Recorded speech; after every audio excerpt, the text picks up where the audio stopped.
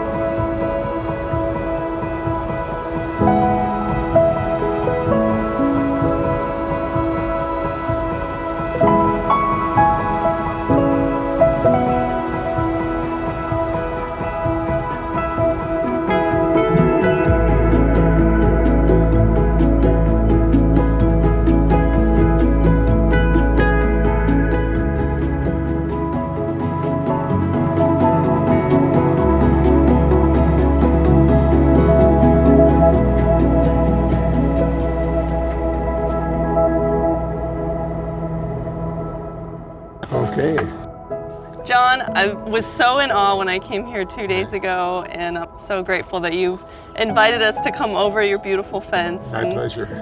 Explore your garden with you, so thank you.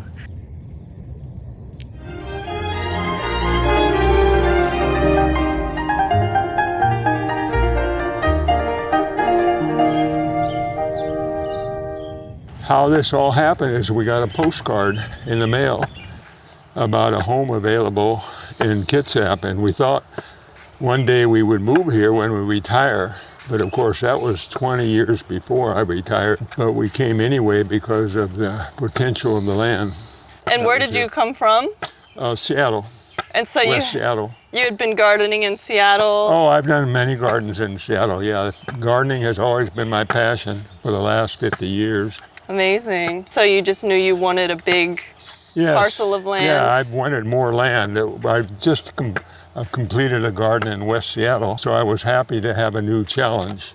And is it sad when you, like the gardens that you've left, when you leave them, do you kind of mutilate them and take the plants that you want to take to the new garden? No, we took a few, but I always endeavor to have a new challenge.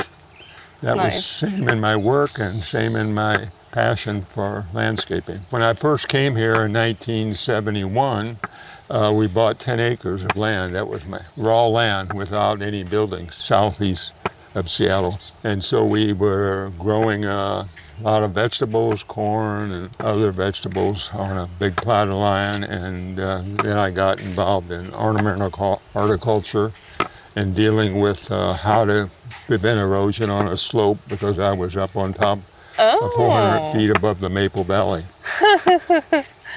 And then and then this slope land came to you. Well, I know I also was living on a slope on West Seattle, which had some problems because it was sand, and the house we were living on did not have piles.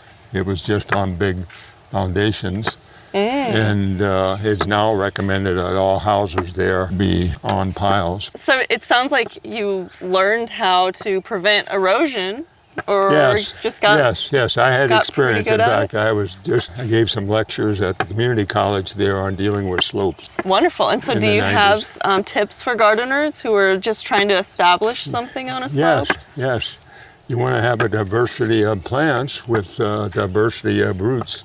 With, of course, a lot of native plants is the most initial objective, but you can also use non-native for that purpose. Okay. And I see you have a lot of native plants mixed in. Yeah. Did you get professionally trained in horticulture? Well, my profession was in medicine. I worked for the Department of Medicine for 48 years. But my passion has always been horticulture. So as a professor of medicine, I had an opportunity to take courses at the university, and I did take essentially most all the horticulture courses that were offered. I attended. And as being there 48 years, I had time to take 48 different classes. So horticulture was one of my priorities in terms of attending class on the side. So that was my training. And I also to get more training, I actually attended a community college. But after a few sessions, the teacher wanted to go play golf, so he asked me to be the teacher. So then I started involved in horticulture education while I was professor of medicine. That's honestly, it's got to be the best way to learn. Right. Is teaching others. Well, yes, teaching, and I think experience in planting gardens, creating gardens in different places. Nature is the best teacher. And so, how old is this garden that we? 25 years. We started in 99. Okay. So it's actually we're in our 26th year. But 2 acres we only obtained several years later. So it's a little bit younger than the east side. Kind of more higher. Right. Oh, actually this garden, right? No, this garden was not obtained, land was not obtained until 2016. We saved the large redwood. And the other 2 acres had a lot of wonderful Himalayan blackberry, Scotch broom, and morning glory, which means it was full of invasive plants. Were you able to get rid of the morning glory? Yes, but it took us a couple years to clear everything. Pulling, or did you try? Well, you cutting, pull, and dig. Yeah. Wow. Yes. And then, so you had the giant dawn redwood, which is beautiful, and the garden you've created around it is just That was basically all lawn and vinca. Okay, I can't wait to go up and see that one. If you take a look at the bank out here, that was also vinca and blackberry. We planted with oregano and other quite drought-tolerant plants because they all face directly south, and in summer, of course, it dries out a lot. Oh, yeah. Are you in the rain shadow of Mount Olympus? No, we get a lot of rain in the wintertime, pretty much like Seattle. But the summers are quite dry. Okay. And a large part of our garden we do not irrigate. Perfect. But we select plants that can handle that. And this is, for me, a living horticulture experiment where we're testing which plants can handle the dry summers and the wet winters. I absolutely love that. Which is becoming a bigger challenge all the time. Right. That's my favorite way to garden is not watering in the summer. So it's so important to see gardens like this in real life. And so were some of these other, did you plant pretty much everything here, or were some of these trees here? Nothing. So in fact, everything you see between the house and here, I planted since '99. Amazing. Every plant. Few plants that were around the house, but otherwise, everything that you can see visually now, I planted since '99. Well, let's get started and kind of look at some of these gardens. I got the conifer bug last November when I did a garden tour of a Japanese-inspired garden. And it seems like you've had the conifer bug for much longer than that. Yes. Just some really beautiful conifers here. Well, I can tell you there's a story to go with that. Okay. I had a volunteer named Sam Pratt, and he was 14 or 15 years old when he started as a volunteer, but he loved plants, and that was his craze. He was homeschool boy, and he was very interested in conifers, so he actually encouraged me to plant more and more conifers, and ironically, when he became 21 and had his high school degree and also had his associate's degree because he was on a Quick Start program, he got an interview by the owner of Conifer Kingdom in Oregon.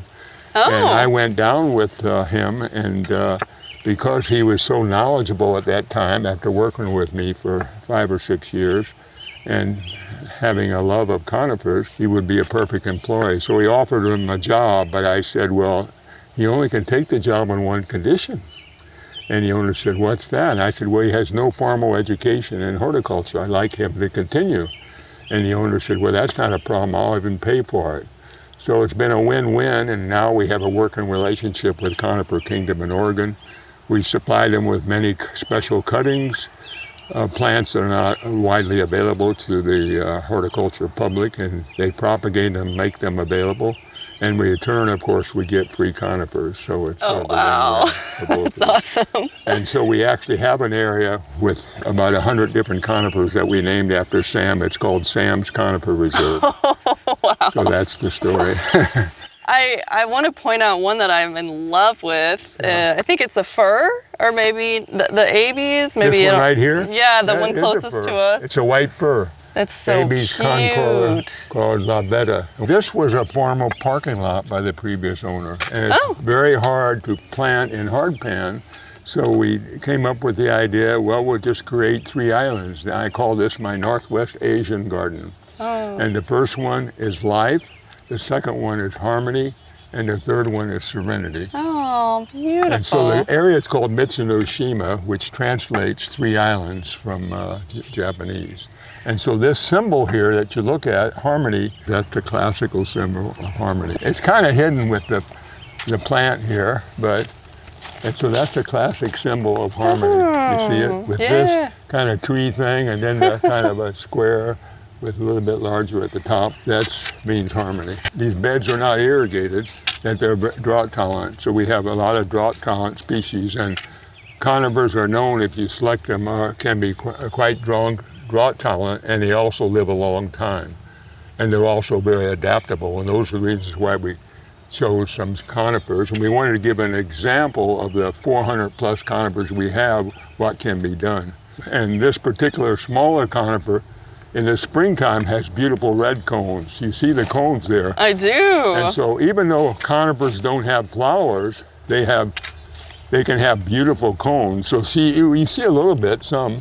But if you come at the right time, it will just be full of red cones. So it's very attractive from that point of view. Oh, for sure. But the other one is beautiful from the needles and the way it's structured. Oh yeah, the texture. It's very beautiful texture. It's like illuminated by the sun too. Yes.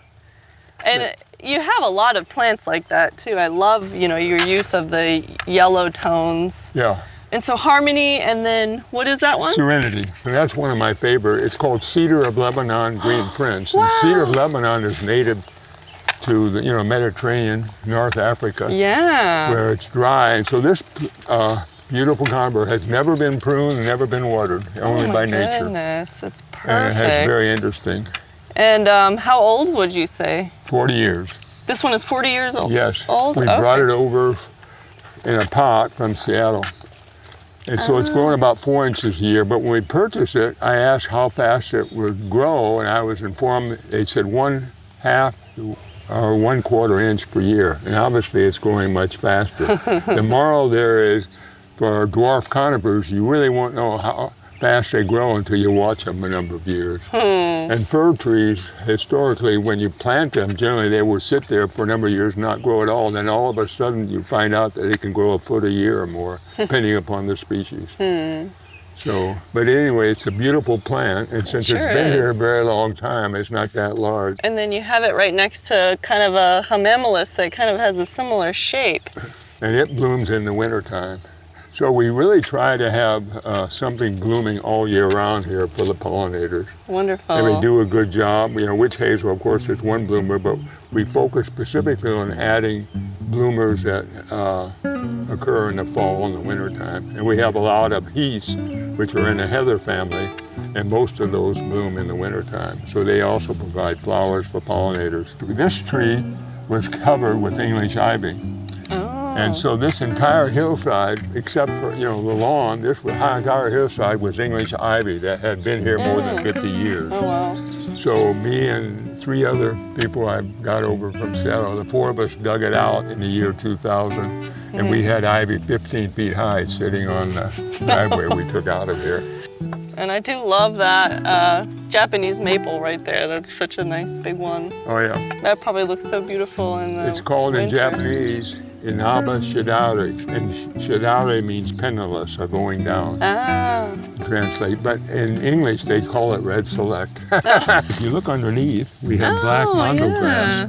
And that's a good application because the mondo grass wants to be shaded in the summer. But then when this loses its leaves, it's very happy in the wintertime. It gets plenty of water. Oh, a perfect combo. Yeah. And of course you have succulents. Yeah, another wonderful water-wise plant. And this is called California fuchsia. It's actually native to California. The hummingbirds love. So this just lights up in red in a few months. Flowers. Another few weeks probably. Is this another thing, decision of your wife? Because I've noticed that you have 3 of these around the garden. She picks them out and then we put it together. Wonderful. She buys the individual pieces. Well, it's another thing I really enjoyed about this garden because there's so many different parts of it, but like the path that winds it together with the creeping thyme and the flagstone, you also have these similar sculptures placed around the garden. So it's good to have that. And also the big rocks we brought in too. You see the rocks there? Oh, beautiful. Yeah. Those add so some much. of them are being covered up with vegetation. It happens. You use a lot of lavender and nepeta. And people say you can't grow lavender in clay when you have clay soil, but you can if you amend the soil and increase the amount of water infiltration. There's a lot more lavender up there if you want to. You okay there? Yeah. This is granite on the path, crushed granite. We've tried many different materials, but that seems to be the best. Usually when you have a steep slope, then you're obligated to use flagstone. This tends to wash away.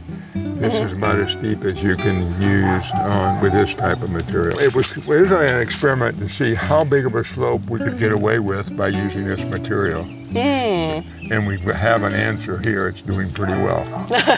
And here we enter the ocean of nepeta and lavender and artemisia. This is catmint. Beautiful. And do you cut these back at a certain time for a second flush? In fact, after they're done flowering, you cut them back, they'll flower again. So are you about to get to that point where you... No, we'll wait a little while. Okay. They look pretty good right now. Do you cut the lavender back Absolutely. as well? That's very important. If you don't cut the lavender back, they're going to live a shorter life, maybe 5 years. And if you cut them every year, not only cut the flowers, but cut about a third of the top portion off, but not into the old wood. And you do that every year, usually in the late fall, and they come back very nicely. If you don't do that, they will open up in a few years and they won't live very long. So that's very important. And this is a picea, a spruce? No, this is Lasiocarpa. It's a fir, Aves Lasiocarpa, Blue Waterfall it's called. That's so pretty. It is beautiful, isn't it? I love the color of the foliage. And it's that'll northwest. Just kind of grow more contorted and pendulous? Yeah, it's more contorted and grows downward, which is not typical. That's why it's selected. And so this is that other sculpture, your beautiful glass that ties that in. Right. And the pot is filled with sand and rock, so it weighs probably well over a ton. So I don't think anybody's taking it away. Okay, good. And the glass is on rebar. And then the rebar is stuck into the sand. I just want to comment on the fact that it seems like you designed this garden to celebrate this tree, and because it's called the Redwood Sanctuary. Right. And I just want to say how in awe of the choices that you've made, because you might think about a redwood sanctuary as being kind of a dark and shady place, but this is just like so bright and sunny and beautiful. Number one, this was not fenced only a couple years ago, so we wanted, and there was no water here, so we needed to have plants that are, number one, very drought tolerant, and number two, deer resistant. And lavender and other aromatic plants are not normally browsed by deer. And so that's why we selected those plants. And we wanted it open to the sun. And if you go up on top, you have an entire view in the wintertime of the whole Olympic mountain range. Oh, wow. Cool. And that's the other reason we didn't want to block the view from the other home of the mountain range. Yeah. And keep it open and sunny. Well, it's just the perfect juxtaposition for me, the light and airy plants, and then there's just this towering giant. So most of the conifers are very drought tolerant and slow growing and small. And so, and also their leaders are protected, so the deer are not likely to destroy the leaders because the branches protect them. And so they did pretty well. If the branches are exposed, a buck can circumvent the cambium, and then the tree is dead. Oh, interesting. So that kind of led your choices of conifers? Because we wanted to be deer resistant. Interesting. Yes. This is A cistus? hybrid between Hollium and cistus. Leaf, the flower is always gone, but it's a beautiful flower. Oh, wow. And I imagine it's just covered in yellow flowers in the spring? Yeah, it's just covered, yeah. Beautiful. Yeah, they've just kind of finished growing. And I love this one. That's from Australia. I was appreciating, you know, you have the fluffy heads of the cotinus that are kind of a similar color. And then the fluffy heads of this. I don't know if that was intentional, but it's just, I really appreciate that. Well, we also have another one from Australia. You see that little one here? That's called the turpentine plant. Oh, yeah, let's get closer. Because of the smell. So it smells like turpentine? Supposedly, that's where the name came from. You know. What a cute little shape. And that's, of course, from the southwest of Australia. So we do grow plants here, what we call near neighbors that have adapted to the Mediterranean climate that we have in the northwest, but they're not used to particularly the wet winters, but they do extremely well in summer here because they're drought tolerant, provided you have good drainage. And I imagine the slope is just their dream spot then. That's right. To really cover the garden when we give tours, it takes a full 2 hours and we don't even get finished most of the time. But once people start asking questions, what's this plant, what's that? Right. This is from Australia, this one. Pine mint bush. It's actually beautiful. It's minty. If you take the leaves, you notice that you would know it'd be a mint. I've seen it a lot taller. Do you just trim it to be that height? No, we actually took some out here, but we have a large section of it up on top. Okay. That is taller. And is this an erigeron? Erigeron, yeah, you pronounce it a little differently, but it's speciosa is a species. Yeah, I'd love to see that in more gardens. Yeah, that's a native. It's beautiful. Is it woolly thyme here? Yeah, this is woolly thyme and this is alpine thyme. We have thousands and thousands of dollars worth of thyme, but they were all propagated here. We didn't buy it. So we do a lot of in situ propagation. So what we do, or we did for many years, is just take plugs out of our thyme and plant it other places. And now we have large areas with thyme. And this particular area, the thyme does extremely well with no summer watering. There's a section over here that's actually, a lot of it is in flower, and it just reminds me of a quilt. Yeah. It's beautiful. I see this kind of thing on the internet where it's like, this is what you can create, but I've never seen someone actually create it and it looked this good. So this may be Thymus semperphyllum that blooms this color, so maybe it's slightly different. This is called alpine thyme. This is much tighter and woolly thyme blooming as well, but see, it's lighter color. This is probably Thymus semperphyllum, just another one. And then do you have to weed the thyme, or does it suppress weeds pretty well? Woolly thyme is very good at suppressing weeds. Nice. So we don't normally weed it. This yellow plant here is Santalina, which is also, and it's the green lavender cotton. Beautiful. That happens to be a yellow cultivar of green lavender cotton called lemon fizz. Yeah, that's very great. drought tolerant. That just brightens everything up. And then you have more of the California fuchsia, right? Is that a penstemon? The orange one? That's a penstemon. Oh, okay. Yeah, the California fuchsia from a distance looks very similar to that. It does. Penstemon penifolius from the southwest. Okay. So that's another example of using near neighbor to handle the drought tolerant. And it does very well here and handles the wet as well. This is a very interesting texture. This is an Artemisia wormwood.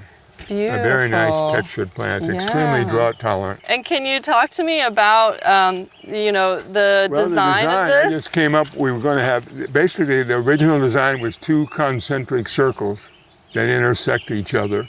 And the idea is with this to have some landscape art in the center of each circle. And then we use the lavender to embellish the idea.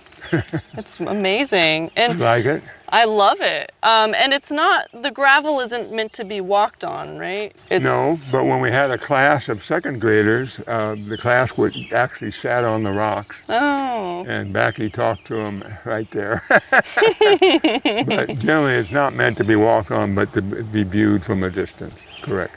And then you have the views of the Puget Sound. Yeah. If you go up here, you will show a different view. Okay. Your choice of daylilies, I love those. They're very beautiful. Do you know what cultivar those are?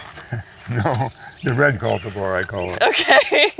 Well, they're red and yellow. Yeah. We have yellow ones in another area, but okay. I like that particular color a lot. Yeah. They're good fillers.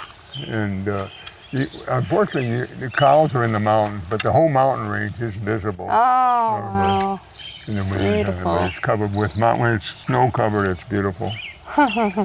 So just wanted to show that. You really created quite the masterpiece here. Yeah. The little hints of the yellow conifers too. I love how you include those. This is Pinus sylvestris. Troll gold. Yeah, troll gold. So it's golden. I asked the same question of Riz at Heronswood, and I'd like to ask you. Okay. Okay, let's say a troll comes down from the Olympics and looks at you and turns you to stone, and for 10 years you're forced to be in one spot in the whole place, the whole garden. Where would that spot be? Right here. Right here? Right here. Easy decision, huh? Yes, I think so. I can Redwood understand. is one of my favorites. Yeah. Because it's open, sunny, and beautiful views, and a beautiful mix of textures and colors. It seems like, you've created so many yards and so many landscapes, and would you say this is the culmination of all of those and just the things that you like the most? This was my most ambitious project, and therefore I decided that we need to preserve it. It was just too valuable to let go to the developers. Yeah. So that made me, that was the impetus for preserving it in perpetuity. Well, I just want you to know that, just being here has given me so much joy to be in this, even this like sanctuary. So I really am just really grateful to you for creating this. Well, thank you. It's my pleasure, actually. It was my love of landscaping and the environment and my passion to have others to do the same. What really stimulated the whole process.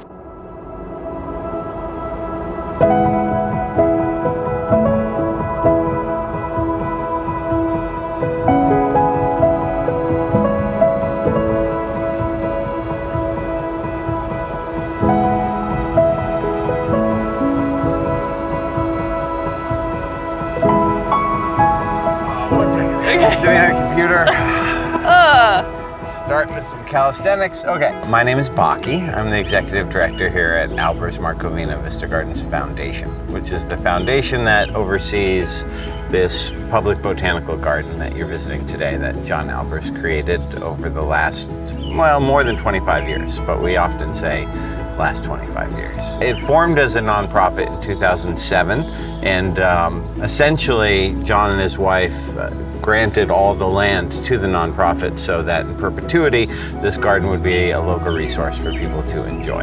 And I came on last year as the first executive director with the goal of making sure that we built an organization that could pursue our mission, which is education and inspiration around sustainable gardening and sustainable landscape design, with an eye toward resilience and ecological function toward sustainable biodiversity. Amazing. So do you have events where people can attend, and workshops and volunteer hours and open garden hours and all that jazz? We have all that jazz.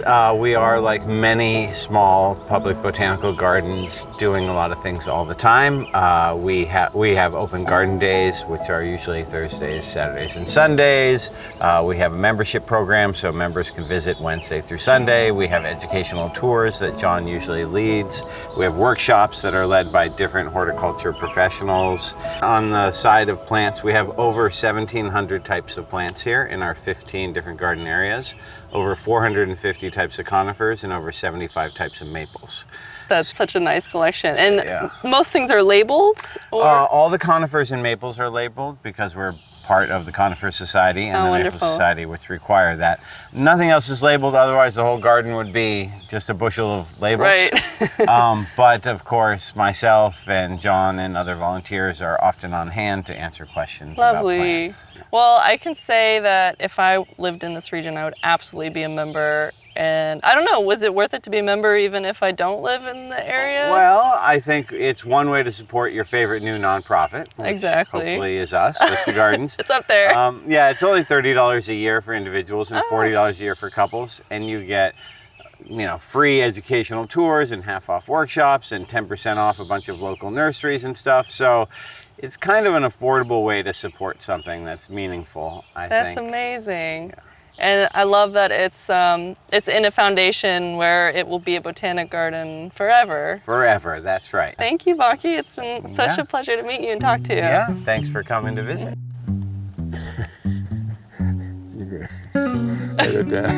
You got me laughing.